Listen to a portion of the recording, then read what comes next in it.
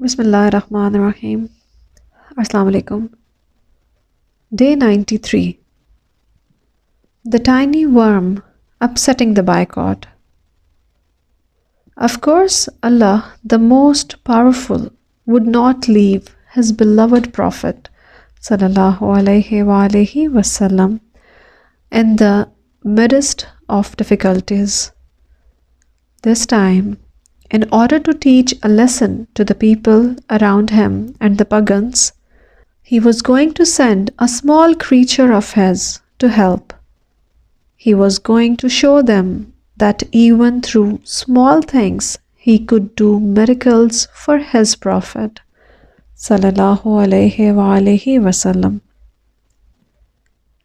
This time, the little thing was a tiny tree worm. The little worm settled inside the boycott paper, the document hanging on the wall of the Kaaba. It ate up little by little all the writings. All items in the document hanging on the wall of the Kaaba were destroyed. Only the word Allah in the title remained. It was strange. The door of the Kaaba was always locked. No one was allowed to enter.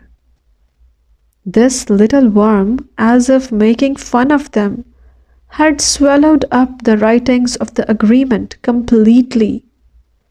No one knew about it, but Allah, the Almighty, had sent the news to the Prophet ﷺ through his angel. In turn, the Prophet ﷺ informed his uncle about it.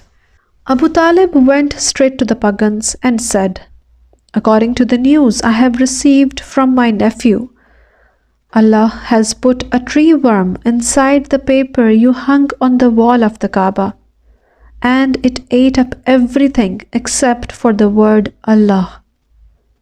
The pagans looked at Abu Talib with a mocking smile.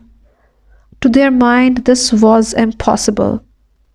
Abu Talib continued, "Come, let's make an agreement. Let's go there and look at it. If my nephew is telling the truth, you will raise the boycott. If not, I'm going to surrender him to you. You are free to kill him or not to kill him." Abu Talib was sure that his nephew was telling the truth. He had never heard a lie from him until that day.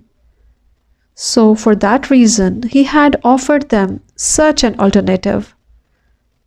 The pagans were totally confused. Since this new agreement meant the surrender of the Prophet ﷺ, they accepted it. They all ran together to the Kaaba. They opened the locked door. They looked at the paper they had hung there. In great excitement and nervousness, they gazed upon it, and they could not believe what they saw. Yes, indeed, every word of the agreement was gone. Only the word Allah remained. They all had long faces. Their hopes in the new plot had been short-lived. Of course, according to the agreement they had made with Abu Talib, they had to lift the boycott.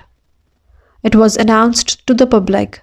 Everyone was informed about it. The Muslims returned to their homes with great joy. The children filled their stomachs with food again. The mothers smiled. The fathers became happy. One more time, the Muslims' belief in the truthfulness of their Prophet was strengthened.